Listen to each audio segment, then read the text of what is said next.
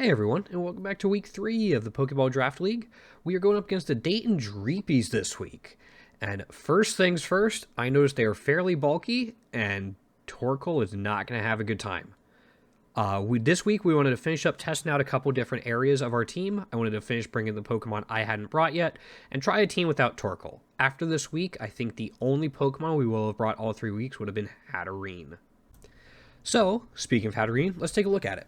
We're bringing again this week. It's a solid Trick Room sweeper, as we all know, good especially attacking. But this week in particular, I wanted to bring it against the Iron Valiant and the Salamence. The Dazzling Gleam would do a pretty good job against both of those. I also wanted the Magic Bounce on the off chance he brought Toxic Spike's Clodsire, which I was a little bit concerned about. Hatterene had put in a lot of work the weeks prior to this. I felt like, once again, it was a solid addition to what we were bringing. Next up, Hariyama makes a return. I didn't have a whole lot of success last week with Flame Orb, which was definitely user error, but I also saw Assault Vest as a possibility this week, so I decided to give it a shot and just give it a whole bunch of coverage moves. Rock Slide for the potential flinches, Drain Punch in particular appealed to me against the Garganacl, and the Satitan, Knockoff just for general utility, and Ice Punch as well, especially against the Salamence, which is something I was really worried about. I was hoping it would stay on the field a little bit, Drain Punch would help with that, and the Assault Vest would throw my opponent for a bit of a loop. Next up, we have Brute Bonnet. I forgot we also brought this each of the previous 2 weeks. We're going back to a more offensive-focused Brute Bonnet this week. The close combat counters a lot of the same things Hariyama did. I wanted that big fighting move to deal with them. Sucker Punch as a priority move, I also wanted to be very helpful. And the big one this week was Seed Bomb because of how many water and rock types my opponent had. I felt like this setup could do a lot of work, especially if we could put some support around it. And in case we couldn't, we also had Spore to give itself some support. But I had a feeling with my opponent's composition, the Seed Bomb in particular would just one-hit KO a lot of stuff or get it pretty weak for a Sucker Punch to finish up later down the line. The Terra Steel is most definitely a defensive Terra typing, with my opponent not really having any great ways to deal with Steel. I also wanted a way to maybe clear up the Toxic Spikes I mentioned earlier, but there wasn't a whole lot in his team. I was worried about taking care of a Steel type, and it would help me against any flying types that would come in and stuff like that. Next up is King Gambit, again, a Trick Room physical sweeper that we brought last week to decent effect. My opponent did have an Intimidate user this week in Salamence that I was expecting him to come out with, but I was expecting him with lead with Salamence quite a bit, and we didn't want to put King Gambit out that much. In this format where you bring all 6 Pokemon, I felt like Supreme Overlord as the ability would put in more work. Again, just Adamant. And then we have Ironhead, since I learned Kowtow Cleave is not Steel type. Ironhead to deal with Garganacl and stuff like that. Kowtow Cleave for the Dark type, especially against the Slowking.